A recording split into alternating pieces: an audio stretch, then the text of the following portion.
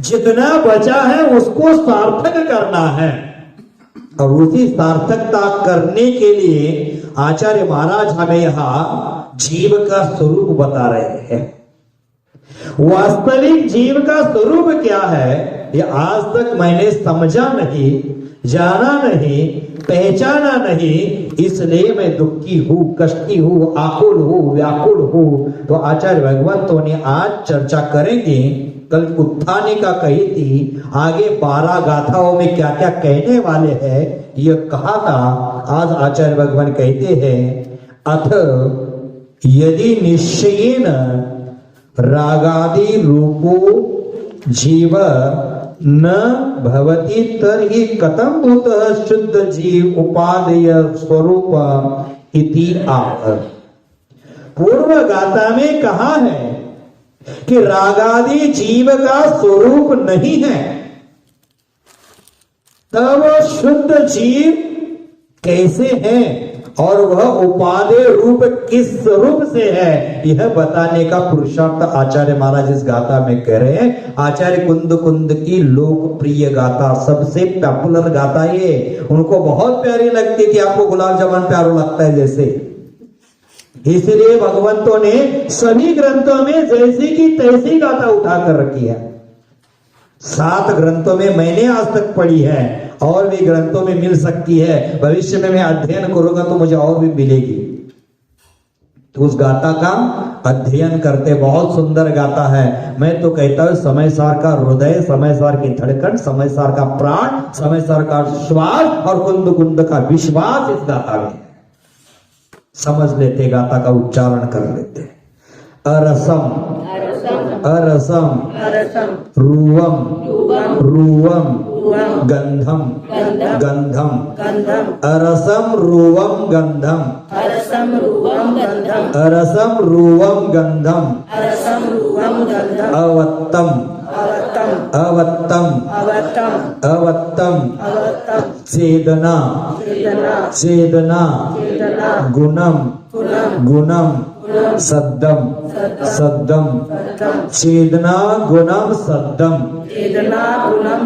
चेदना गुणम सद्दम जान जान अलिंग अलिंग गहनम गहनम अलिंग गहनम अलिंग गहनम जीवम जीवम निदित्थ निदित्थ संठानम संठानम जीवम निदित्त संठानम जीवम निदित्त संठानम अरसम रूवं गंधम अवत्तम चेदना गुणम सद्दम जान अलिंग गहनम जीवम निदित्त संठानम।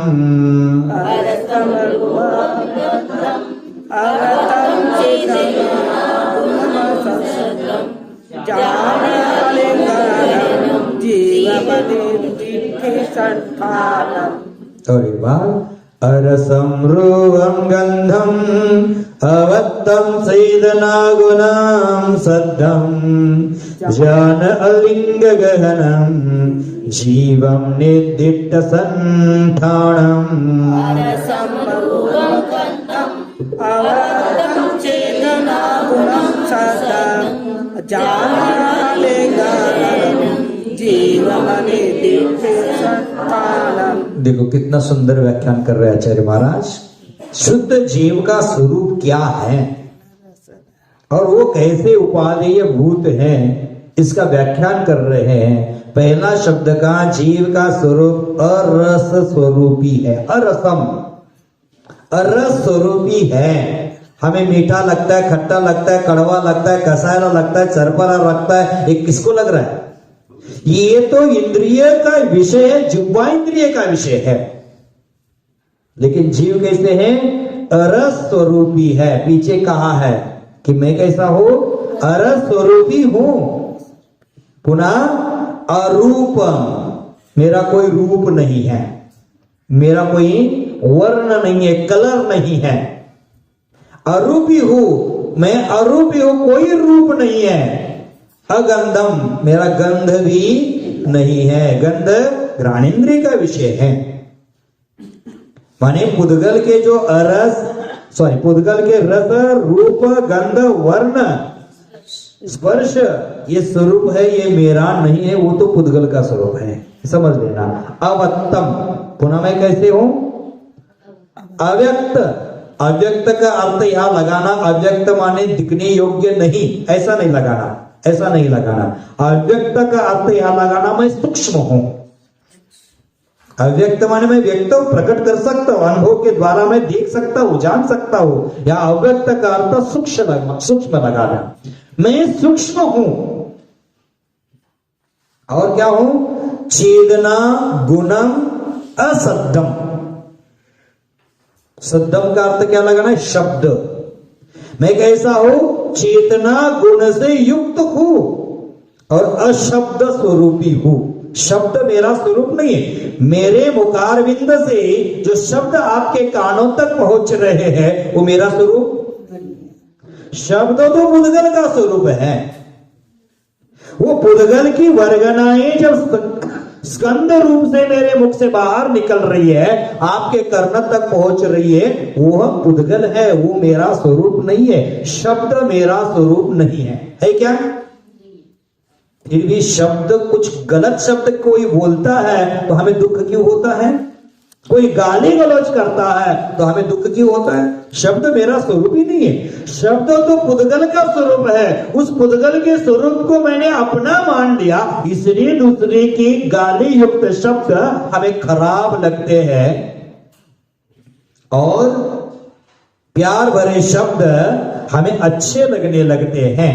तो आचार्य कहते हैं कि हमारे जीवन में ध्यान रखने योग्य बात है कि शब्द भी मेरा स्वरूप नहीं है। जिस प्रकार आपका कोई सम्मान करता है तब आप हर्ष से फूले नहीं समाते हैं, उसी प्रकार कोई निंदा करता है उस समय भी सरल रहो, सजग रहो, आनंदमय रहो, तभी जाकर आपको समझ में आएगा कि मेरा शब्द स्वरूप नहीं है। होता है क्या ऐसे? सम्मान भरे शब्द मिले तो अच्छा लगता है, निंदा भरे शब्द मिले तो हजारों साल की दोस्ती एक पल में टूट सकती है।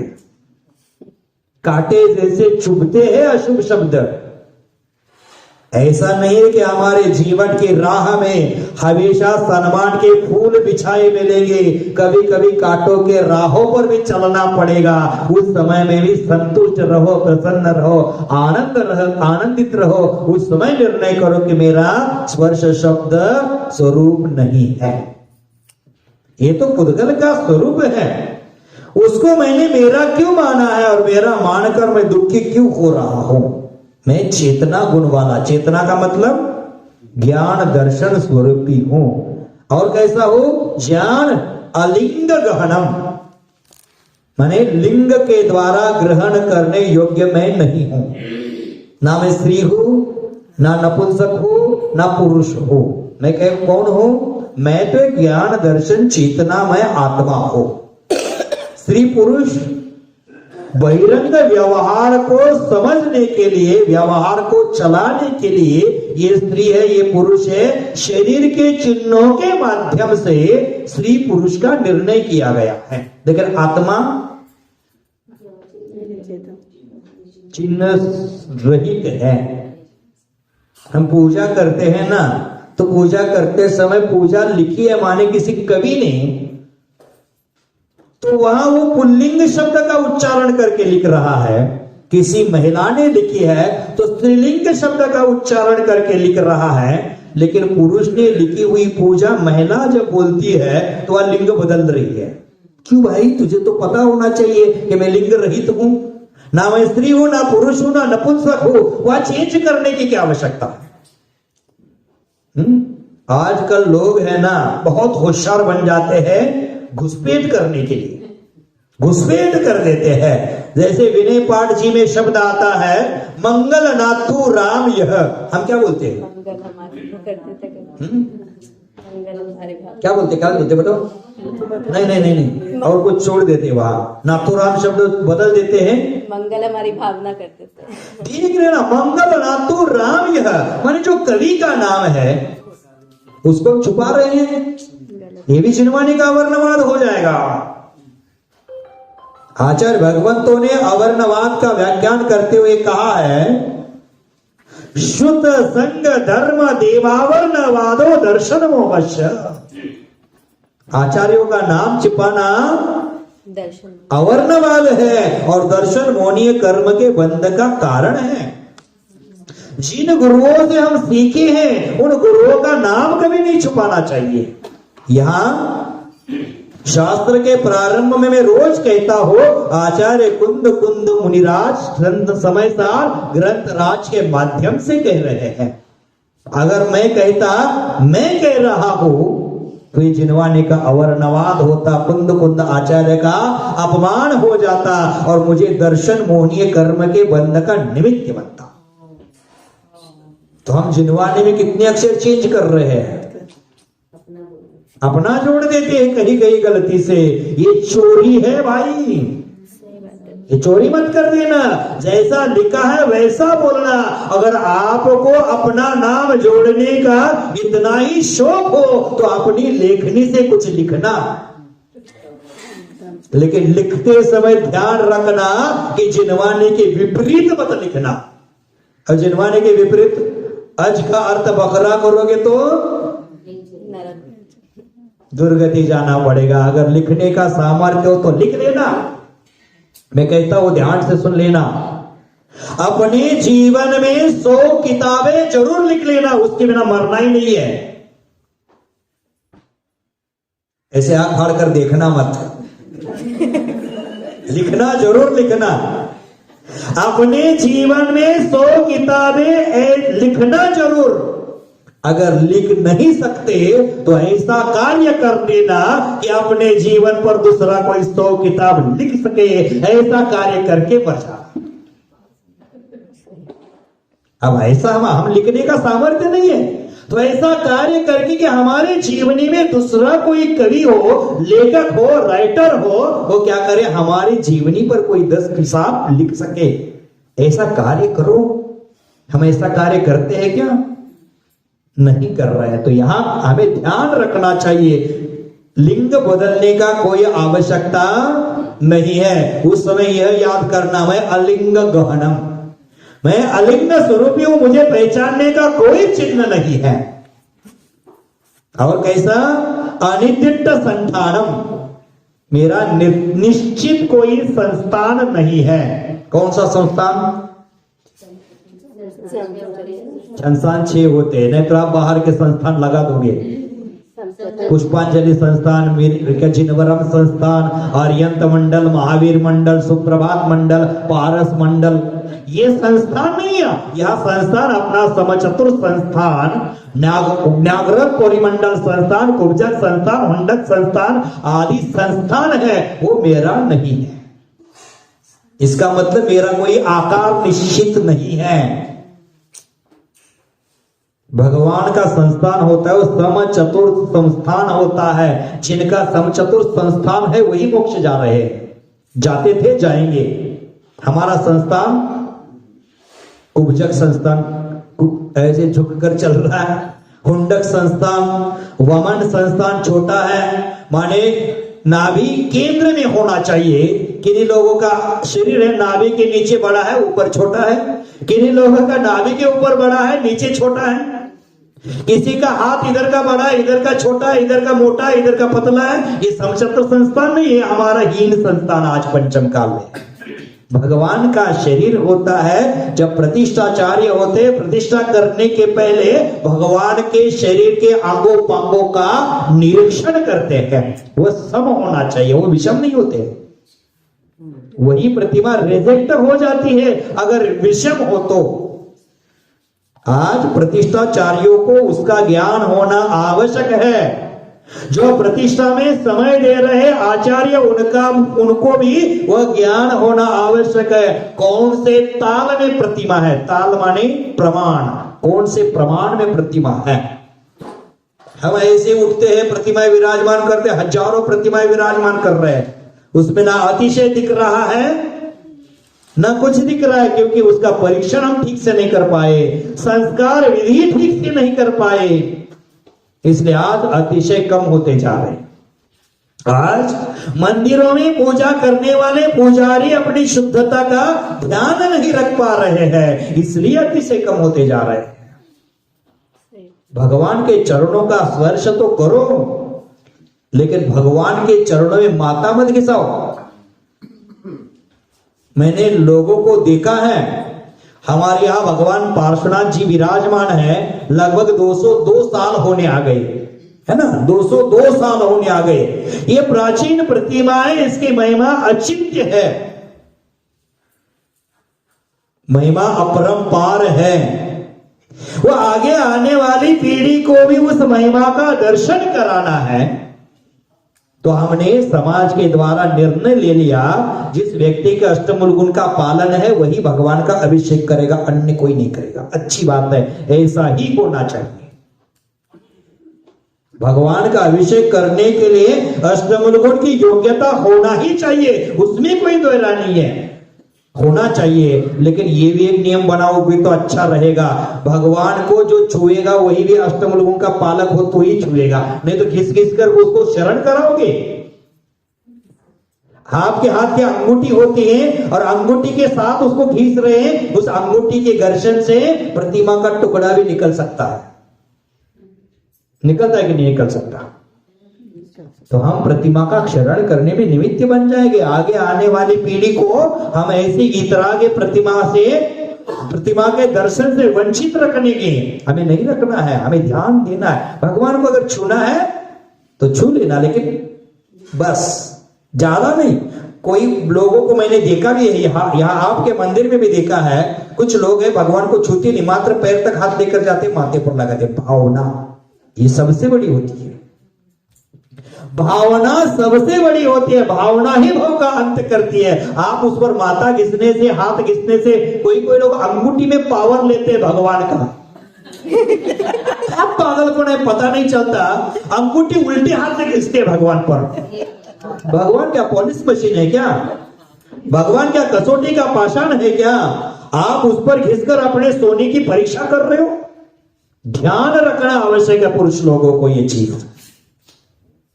भगवान का दर्शन करते भगवान को खंडित मत कर देना। भगवान की अखंडता, भगवान की वीतरागता कैसे कायम रहे, इसका विचार आपको करना चाहिए। लेकिन हम दिखावे में, बहकावे में आकर कुछ भी कर देते हैं, और आगम में कहा हुआ धर्म है वो धर्म को भूलकर हम जो करते हैं वही धर्म है ऐसा समझते हैं। कुछ लोग गीले में धर्म मान रहा है, कुछ लोग सूखे में धर्म मान रहा है। समझ गए? आप समझदार हैं। कोई फल चढ़ाने में, गीला फल चढ़ाने में धर्म मानता है, कोई सूखा फल चढ़ाने में धर्म मानता है। अरे पगले, दोनों भी धर्म नहीं है, ये धर्म तक पहुंचने का माध्यम है। उस माध्यम को तो धर्म समझ रहा है। समझ जाओ, समझ जाओ। अनिदित्त संठानम, मेरा कोई निश्चित संस्थान नहीं है। बहुत कुछ बोलने का भाव बनता है, लेकिन घड़ी पर जब जान जाता है ना, टाइम है, तब सोचता हो इन लोगों को कब तक रोकना है। दुकान में सीजन हो तो 1-2 घंटा ज्यादा रुकते हैं, लेकिन यहाँ समझदार की चर्चा चल रही है, 5-10 मिनट ज्यादा हो जाएगा तो महाराज समय पर छोड़ते नहीं, आना ही बंद कर दो। किसी एक व्यक्ति को, सज्जन व्यक्ति को मैंने 4-5 दिन पहले पूछा, पिछली बार हम आए थे उस समय डेली आहार देते थे, अब आहार नहीं दे रहे हो, आहार नहीं दे रहे हो। तो बोले क्या करे, बीना बहन लेट करती है। पर बीना बहन 5-7-10 किलोमीटर से आकर चौका करती हो गया पानी में तेल लेने, इसको दुकान में जाना है, इसके हिसाब से चौका करना चाहिए। अपना दुकान एडजस्ट नहीं कर रहा है, धर्म को एडजस्ट करने का प्रयास है, कराने का प्रयास है। पिछले बार 9:15 बजे आहार को उठते थे महाराज, अब 10 बजे आहार को उठते हैं, तो हमें दुकान में लेट होता है। तो पगले पहले 4:30 बजे दिन खुलता था, अब 6 बजे खुलता है। चौका बनाने के लिए भी समय देना चाहिए ना। वो भी मशीन नहीं है कि इधर से आटा डालो और उधर से रोटी बाहर निकल आए। उनको भी कुछ समय चाहिए, लेकिन लोगों ने निमित्त क्या बना दिया। और एक निमित्त बताता हूं, किसी सज्जन व्यक्ति ने किसी सज्जन व्यक्ति को कहा, मैं किसी का नाम नहीं लूंगा, आप समझ जाना।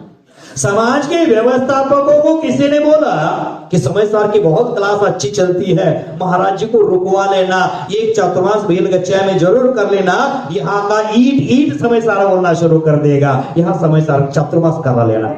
तो बोला, वो सज्जन व्यक्ति बोलता है, व्यवस्थापक बोलते हैं, महाराज जी का चतुर्मास हम कराते, लेकिन महाराज सबसे आहार लेते हैं। महाराज सबसे आहार लेते हैं, इसलिए नहीं कराना है। मैंने सबसे आहार लेते हैं, लेना चाहिए कि नहीं लेना चाहिए। महाराज जी को पूछना चाहिए कि आलू प्याज त्याग है क्या, अष्टमण गुण का पालन है क्या, फलाना है क्या, टिकामा है क्या, आपके घर में विजाती हो गया है क्या, सदाती हो गया है कि विद्युत विवाह हो गया है। मैं कहां तक पूछूं? ये तो देने वाले का काम है, लेने वाले का काम नहीं है। देने वालों को सोचना चाहिए, मेरा अष्टमण गुण का पालन है कि नहीं, मेरा रात्रि भोजन त्याग है कि नहीं, मेरा आलू प्याज त्याग है कि नहीं, मेरे घर में कोई ऐसी अशुद्धि है कि नहीं, वो आपको सोचना है। आप सोच कर दो, मेरा क्या है इसमें। मुझे तो मन शुद्धि, वचन शुद्धि, काय शुद्धि, उस पर मेरा भरोसा। मेरे गुरु ने, मेरे भगवतों ने कहा है, उस पर विश्वास कर लेना, श्रद्धा कर लेना। मेरे पास तो अवधि ज्ञान नहीं है। अगर अवधि ज्ञान होता तो भी वो आहार के समय नहीं लगा सकते हैं कि आप कौन से कुल से, आप कौन से जाति से है, अथवा आप अष्टमण गुण का, ये बताने में क्या है पता नहीं चलता मुझे। शुद्ध जल का त्यागी, यहाँ शुद्ध जल का त्यागी बोलता है और बाहर जाकर बाजार में मिठाई खाता है। शुद्ध जल का त्यागी बाजार की दवाई भी नहीं खा सकता है। शुद्ध जल का त्यागी बोतल का पानी भी नहीं पी सकता है। ये सब कर रहा है और नाटक यहाँ शुद्ध जल का त्याग। शुद्ध जल का त्यागी नमक भी नहीं खा सकता है। कैसे करोगे, क्या करोगे? तो आचार्य महाराज कहते हैं, यहां मेरा स्वरूप ही अरस स्वरूपी है, अगंध स्वरूप है, सूक्ष्म हूं मैं, अलिंग गहना, मुझे पहचानने का कोई चिन्ह नहीं है, और जीव का कोई निश्चित संस्थान भी नहीं, जीव का कोई निश्चित आकार भी नहीं है। आगे देखे कि रुके? आगे तो देख ही रहा हूं मैं, आगे पढ़े कि रुके? देखो कितना आनंद आता है। आप लोगों का मन ये हॉल छोड़कर बाहर जाने का नहीं होता, मुझे विश्वास है, लेकिन क्या करे, कुछ कर्तव्यों का पालन करना है, उसलिए भागना भी पड़ता है। अगर मैं घड़ी का याद नहीं दिलाता तो 9 बजे तक लूंगा तो अब पता नहीं चलेगा, क्योंकि समय साहब की महिमा है। इतनी मिठास भरी रस मलाई है, मीठे रस से भरी जिनवानी है, वह सुनते समय अच्छा ही लगेगा। और जिन लोगों को सुनते समय यह अच्छा लगता है ना, समझ लेना भविष्य के वो भगवान है। और लगता है कब छोड़ते कब छोड़ते कब छोड़ते, उसका संसार गिर गया है, समझ लेना। अपना परीक्षण अपने कर लेना। ये सुनने में अच्छा लगता है तो हम भविष्य के भगवान हैं, और फालतू बातें सुनने में अच्छा लगेगा तो दीर्घ संसार है, समझ लेना। छोटी मैंने बहुत कुछ समझा दिया है, मात्र रीड करके उसको क्लियर करता हूं, क्योंकि एक एक गाथा पर ज्यादा दिन रुकना अच्छा नहीं है। मुझे यहाँ कितने दिन रुकना है मुझे पता नहीं है ना। रसम रूवम गंधम अवत्तम सेदना गुणम सत्थम निश्चयेन रस रूप गंध स्पर्श शब्द रहितम। कैसे है जीव? निश्चय से रस रूप गंध स्पर्श शब्द रहितम, सहित नहीं, रहित। मनोगत, यहां शब्द अगर अलग हो गया तो उसको ज्वाइंट कर देना। माँ उधर हो गया, का इधर हो गया, म उधर हो गया, ज्वाइंट कर देना। क्या होना चाहिए? मनोगत काम क्रोध आदि विकल्प विषय रहितत्वेन अव्यक्तम सूक्ष्म। क्या कहा? स्पर्श रूप शब्द रूप गंध से रहित है। मनोगत मानी मन में उत्पन्न होने वाले काम क्रोधादि विकल्प विषय से रहित होने के कारण अव्यक्त है अर्थात सूक्ष्म है। जीव के मन में राग द्वेष उत्पन्न होते हैं, काम क्रोध आदि कषाय उत्पन्न होते हैं क्या? जीव में तो उत्पन्न होगी ही नहीं। अगर जीव में काम क्रोध आदि उत्पन्न होते हैं ऐसा कहा जाए तो सिद्ध भगवान भी राग द्वेष करना चाहिए, वो करते नहीं है। राग द्वेष तो पुद्गल कर्मोदय के निमित्त से होते हैं, वो मेरा स्वरूप नहीं है। समझ गए? पुनः अपि किम विशिष्टम, पुनः और क्या विशेषता है जीव की? स्पर्श रस गंध शब्द रहित है, मन में उत्पन्न होने वाले काम क्रोध आदि विकल्प से रहित है, सूक्ष्म है, अव्यक्त है। समझ गए? और क्या विशेषता है जीव की? कहते हैं शुद्ध चेतना गुणम, शुद्ध चेतना गुण से वह युक्त है। पुनः च किम रूपम, और कैसे है? जान अलिंग गहनम जीवम अनिदित्त संतानम, निश्चय नहीं से स्वसंवेदन ज्ञान विषयत्व अलिंग ग्रहणम। मैंने क्या कहा? शुद्ध निश्चय नहीं से स्वसंवेदन ज्ञान विषय से, विषय होने के कारण वो कैसा है? अलिंग गहन, माने लिंग इसका है नहीं। सम चतुष्ट्रादि षड संस्थान रहितम च यम पदार्थम, ये जीव पदार्थ कैसे है? सम चतुर्थ आदि जो 6 संस्थान कहे हैं वो 6 संस्थानों से रहित है। तम एव गुण विशिष्टम शुद्ध जीवम उपादेयम इति हे शिष्य जानीहि। क्या कहा? ये जो जीव है निश्चय में से स्वसंवेदन ज्ञान विषय होने के कारण वो बहिरंग में लिंग से रहित है, शम चतुर्थ आदि षड संस्थानों से रहित है। इसी कारण से तम एव गुण विशिष्ट, इन गुणों के विशेषता को लिए हुए शुद्ध जीव ही उपादेय भूत है, ऐसा हे शिष्य जानी। शिष्य को कह रहे प्यार से, शिष्य ऐसा जान, ये बेटा, ये बाबू, ये लाडो, जान, पेड़ा बर्फी, क्या क्या बेटे को बोलते क्या होता।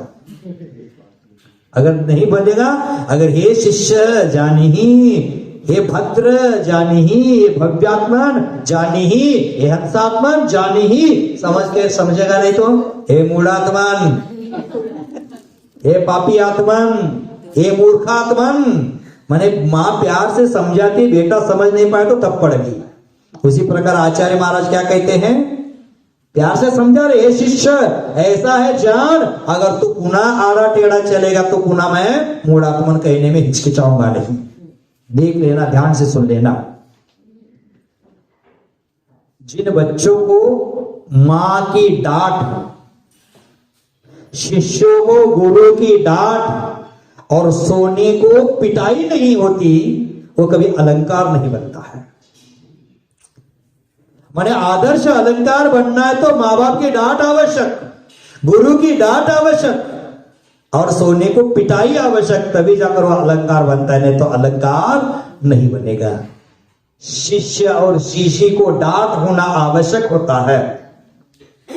शिष्य और शिष्य को डांट नहीं हो तो ऐसे ही बहते जाते, ऐसे ही बहते जाते, ऐसे ही बहते जाते। ये शिष्य जानी ही, ये जीव का स्वरूप है, ऐसा जानो। इदम अत्र तात्पर्यम, इस गाथा का यही तात्पर्य है।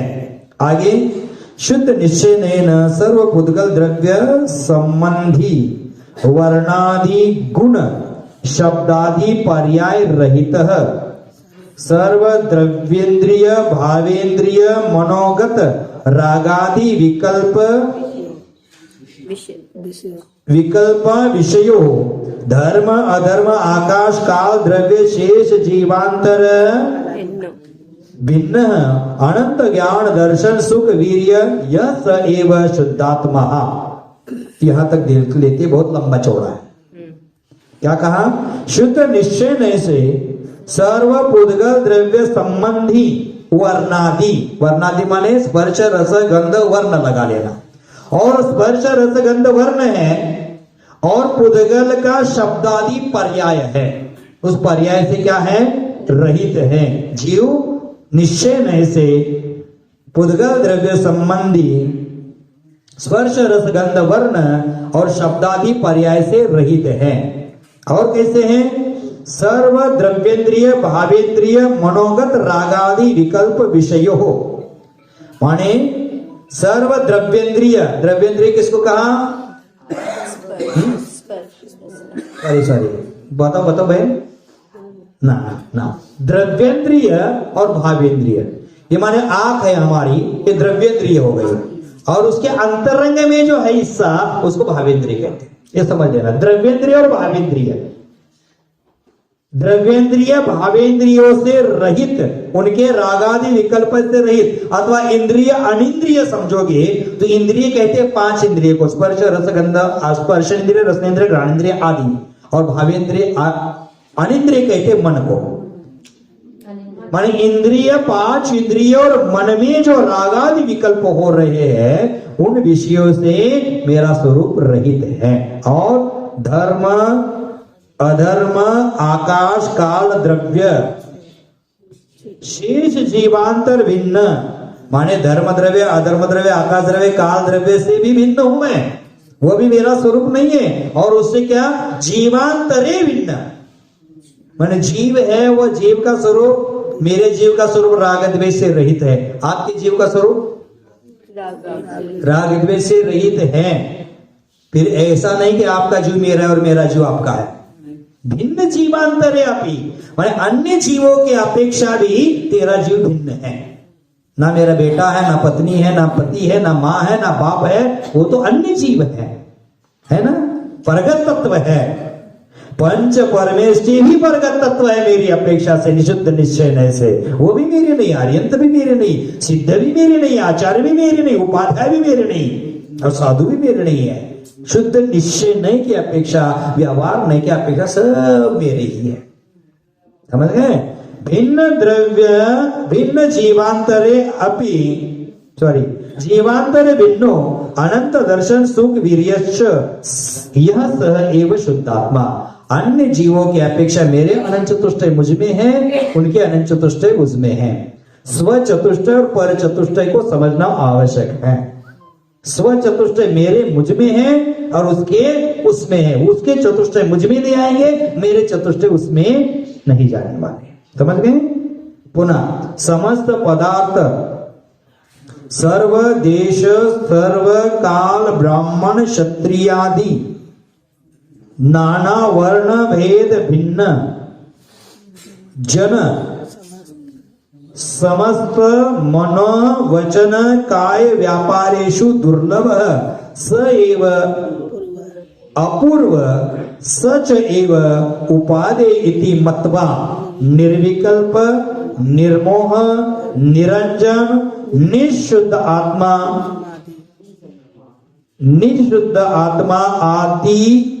आदि संजातः समाम सुखामृत रस अनुभूति लक्षणे गिरि गुहा गवरे स्थित्वा सर्व तात्पर्येन ध्यातव्य इति। देखो कितना लंबा चौड़ा, यहां से दिल्ली तक एक ही शब्द रखा है। आप आधा आधा करके समझ गए आप कि अन्य जीवों की अपेक्षा मैं भिन्न हूं। यह स एव शुद्धात्मा, वह शुद्धात्मा है। और क्या?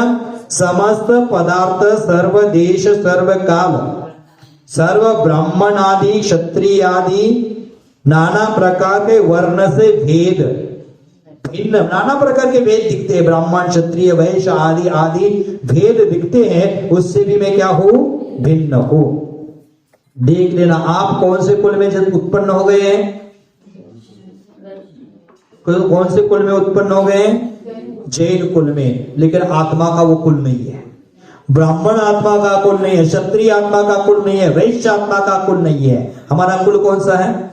हम इतने बुड़बक लोग हैं, हमारे सामने आते हैं और कहते हैं कि महाराज सभी तीर्थंकर क्षत्रिय कुल में उत्पन्न हो गए थे, वो जैन नहीं थे। पागल है क्या तू? वो क्षत्रिय कुल में उत्पन्न हो गए तो तू कौन से कुल में उत्पन्न हो गया है? वैश्य कुल। नहीं, तू भी क्षत्रिय कुल में उत्पन्न हुआ है। जैनानुयायी है वो क्षत्रिय कुल उत्पन्न है। व्यापार के निमित्त बनिया मत बनना, व्यापार के निमित्त आपको स्वयं को वैश्य मत कहलाना। हम क्षत्रिय कुल में उत्पन्न हैं। जो कर्म करने में शूर होता है वही कर्म को हराने में, धर्म करने में भी शूर होता है। हम भी क्षत्रिय कुल उत्पन्न है। इसलिए आदिनाथ भगवान तो निषद कर्मों में पहला कर्म सिखाया, तलवार हाथ में उठा लेना। बाद में बाकी देख लेना, हसी मसी कृषि कला शिल्प कब कितने नंबर में है? 6वें नंबर में। उसको हमने पहला नंबर मान लिया। आज पहले तलवार सिखाने की कला सीख लो।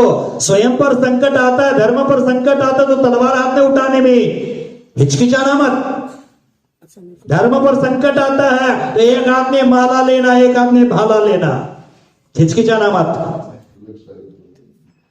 माला भाला लेने में पीछे मत हटना। आचार्य भगवान कहते हैं कि आशी मसी लेखन कार्य सीख लेना, 100 किताबें लिख लेना अपनी जीवनी पर, मसी कार्य कर देना, कृषि कर देना। हसी मसी कृषि कला शिल्प और वाणिज्य के निमित्त बनियागिरी मत कर देना। आप क्षत्रिय कुल उत्पन्न है, ध्यान रखना। तो आचार्य कहते हैं कि यह कुल है, जाति है, वर्ण है, ये मेरे आत्मा का स्वभाव नहीं है। बंधु ध्यान से सुन लेना, उच्च कुल में उत्पन्न होकर हीन कृत्य करेगा तो उसको उच्च कुलीन कहा जाएगा। आप उच्च कुलीन है कि नीच कुलीन है? देख लेना, यह जीव जितना श्रेष्ठ कुल में उत्पन्न होगा, उच्च कुल में उत्पन्न होगा, उतना ही पुण्यात्मा होगा। और जितना पुण्यात्मा होगा उसकी उतनी वासनाएं उतनी न्यून होगी, वासनाएं कम होगी। श्रेष्ठ पुण्यात्मा जीव का आहार, निहार और वासनाएं सब न्यून होती जाती है, ज्यादा खाता नहीं है। उच्च कुल में उत्पन्न हुआ व्यक्ति आहार निहार माने मल विसर्जन भी बार बार नहीं, ज्यादा नहीं, क्वांटिटी में कम होता है। ये उच्च कुल की पहचान है, ध्यान रख लेना ये चीज। और वासना भी उच्च कुलीन व्यक्ति की कम होती है। आज हमारी वासनाएं पर्वत जितनी हो गई है, मात्र हम कुल में उच्च जन्म लिए हैं, लेकिन उच्च कुल का कार्य हमारा बचा नहीं। उच्च कुल में उत्पन्न होकर नीच कुलीन कार्य कर रहे हैं। आचार्य महाराज जी ने कहा है, जितना श्रेष्ठ कुल में उत्पन्न होगा उतना पुण्यात्मा होगा, उसकी वासनाएं कम होगी। श्रेष्ठ पुण्यात्मा जीव है, उसका आहार निहार और वासना कम होगी। और जिसका तीव्र पाप होगा उसका भोजन भी अधिक होगा। निहार माने मल विसर्जन भी अधिक होगा, अधिक करेगा, और उसकी वासनाएं भी अधिक होगी। एक उच्च कुल नीच कुल का परीक्षण है। आप अपना स्वयं का परीक्षण कर लेना। 3 बातें आपने बताई है, उस पर गौर से चिंतन कर लेना। दिन भर खा रहे डांस डिनर में जीवन बर्बाद कर रहे, इसमें जीवन बर्बाद हो रहा है। तो यहां कहते हैं कि ब्राह्मण आदि कुल में उत्पन्न होने से क्या होगा, जैन कुल में उत्पन्न होने से क्या होगा, क्योंकि कुल मेरा स्वभाव ही नहीं है, मेरा स्वरूप ही नहीं है। और क्या, वर्णादि भेद भिन्न जन समस्त मनोवचन काय व्यापारेषु दुर्लभ। जीव कैसा है? ये संपूर्ण मन वचन काय व्यापारों से अत्यंत भिन्न है, दुर्लभ है। और ये जो मन वचन काय के जो व्यापारों से मिलना, ये आत्मा दुर्लभ है। और स एव अपूर्व, वो कैसे पुनः अपूर्व है, और वही उपाधेय भूत है। इति मतवा, ऐसा मानकर। अब समझ गए ना, स्पर्श रस गंध वर्ण मेरा स्वरूप नहीं है। पुनः मैं अव्यक्त हो, चेतना गुण से युक्त हो, अशब्द स्वरूपी हो, अलिंग ग्रहण हो, और मेरा कोई निश्चित संस्थान नहीं है। मैं कैसा हो? अन्य जीवों से भिन्न हो, वर्णादि से रहित हो, ऐसा मतवा, ऐसा मानकर। मानोगे क्या? मानोगे क्या? मानना अलग होता है, जानना अलग होता है। हमने जान तो लिया कि मेरा जीव का स्वरूप ऐसा, लेकिन मानोगे कब? मानने के लिए कहते मतवा निर्विकल्प निर्मोह निरंजन निज शुद्ध आत्म समाधि संजात। क्या कहा? मेरा आत्मा कैसे निर्विकल्प निर्मोह निरंजन निशुद्ध आत्म समाधि संजात। संजात का अर्थ होता है उत्पन्न होना। संजात का अर्थ होता है उत्पन्न होना। निर्विकल्प निर्मोह निरंजन निशुद्ध आत्म समाधि से उत्पन्न सुख अमृत रस अनुभूति लक्षण है जिसका, ऐसे शुद्ध आत्मा को गिरी गुहा गवरे स्थित्वा, माने गिरी माने पर्वत, गुहा माने पर्वत की गुफाएं, और क्या गवरे, गवरे का मतलब दरार नहीं लिखना है, दरार नहीं, उसको खाई, आपकी भाषा में खाई, माने यहाँ दरार लिखा है, इसका मतलब दरार मत समझना, खाई। इधर उधर पर्वत बड़े होते हैं और बीच में क्या होते हैं? खाई बोलते हैं ना, खाई। मराठी में दरी बोलते हैं। आप बिछाने वाले को दरी बोलते हैं, लेकिन उसको क्या बोलते हैं? दरी, है ना। गिरी गुहा गवरे माने पर्वत में, पर्वत के गुफा में, अथवा गवरे, गवरे माने खाई में, और गुफा का मतलब पर्वत में गुफा होती है ऐसा नहीं, वृक्ष के कोठार में भी, वृक्ष में भी गुहा होती है, हाँ, उसमें बैठकर स्थित्वा, ऐसे स्थान पर बैठकर सर्व प्रयत्नेन ध्यातव्य इति, अनेक प्रकार के प्रयत्न करके ऐसे निज शुद्धात्मा का ध्यान करना चाहिए। एव सूत्र गाता गता, इसी प्रकार एक सूत्र गाता यहां आचार्य महाराज जी ने कही है।